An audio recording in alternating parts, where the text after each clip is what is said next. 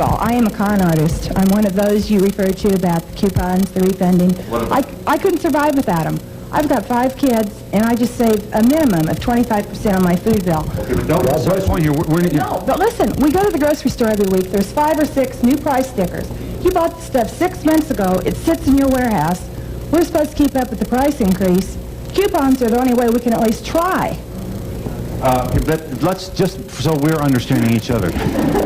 Listen, if the coupons are there, no one is going to condemn you for using them. That's not the point. But terrific. I hope you sell. I hope you're so good at it they have to give you merchandise. They do. Okay. They do.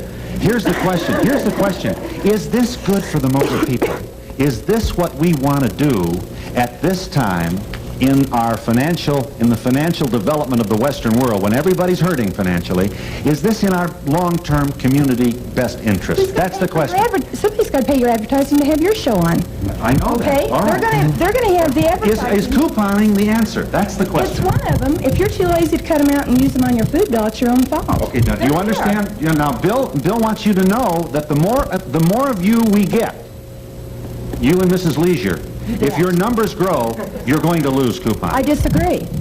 I really disagree. I think that's absolutely what's going to happen, because it defeats the original purpose that the manufacturer had in the first place. See, most people are too lazy. I was notified just last week by one of the 2 largest, most important food industry associations in the country that it and the leading grocery manufacturers association are going to launch a study of couponing this year, because they too are concerned about the efficiency and effectiveness of couponing, and maybe it's a time that couponing was abandoned.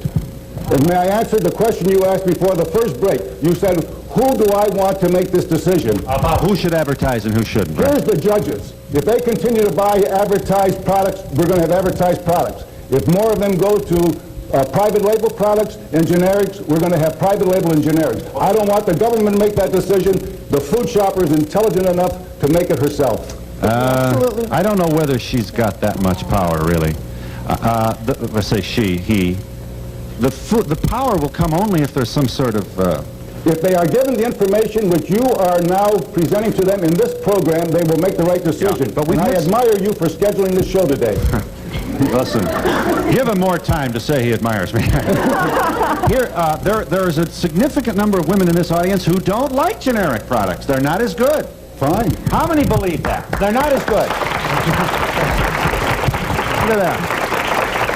So, that looks like we can... I'm going to get paid for another year. We're going to have more... You're claiming, I think, from what I understand, that if couponing were stopped, the prices would go down because there'd be a cut in the advertising budget. I think that's baloney. No, I'm not saying that at all. It's all going to go on TV. That's not going to cut it. Plus, the consumer is not going to try something just because it pops up on the shelf. It has to be presented to her. If it's presented on the TV, she sees it. Okay, that's one way. But if she also has a coupon in her hand that says, hey, this is good stuff, give it a shot, we're going to give you an added incentive, then she's going to go out and try it. A blank package with garbage in it isn't going to do it. Yeah. All right, but what happens after she's tried it for 3 or 4 months? And I agree, that's the method to get it across. She's tried it for 3 or 4 months. She really doesn't like it, but and it isn't selling very well in our stores. It's occupying dead space. It's costing us money at over 20% for interest today. The product isn't moving, and the manufacturer sends out a billion more of these into the economy.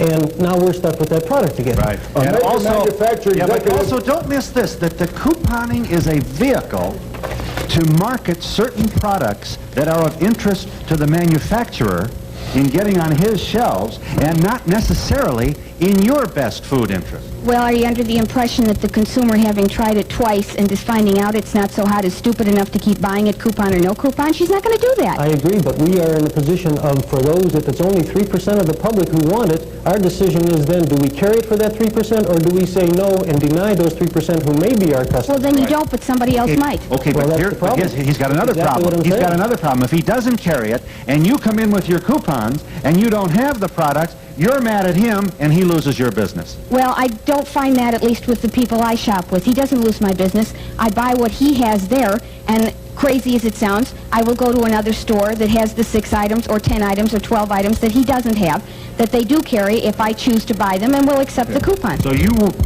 keep coupon. I sure do. We'll be back in just a moment.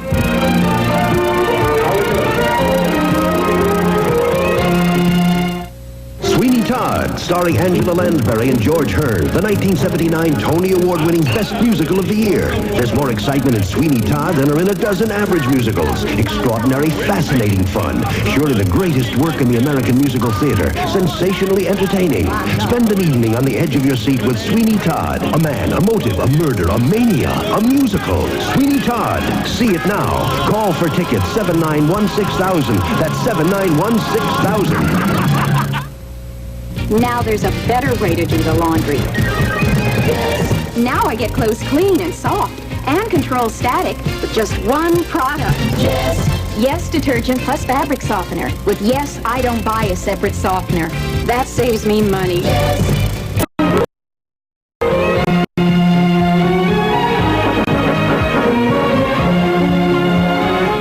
Super Saver. That Jan Leasure's address is Super Saver, Post Office Box 293, Libertyville, Illinois. The number is 60048. What do? You charge for a monthly newsletter? We have a monthly publication, which I don't make any money from. All the money goes back into printing and postage and typesetting. But Right. it's... Yeah. Did you buy that cardboard dollhouse? No, I didn't. That belongs to my daughter, Jordan Lynn, who is watching right now. And she knows why it's not in our basement, because it's here. And the reason it's It here... was free. It was free from one of the promotions that I send in box tops and labels, parts of boxes that people would ordinarily throw away. I have received a lot of these premium things. A soft and pretty nightgown for my daughter and a camera. Now, if I were to buy the same camera through a coupon, it'd be like $6.95. If I were to go to the store, it'd be $24. Who picks up the cost of the difference? Well, I'm getting free. Well, I think that this is all a part of advertising. This is all a part of your television commercials, your magazine advertising, your newspaper advertising, and coupons. I look at it all as one ball of wax, and perhaps one of the gentlemen would like to comment on that.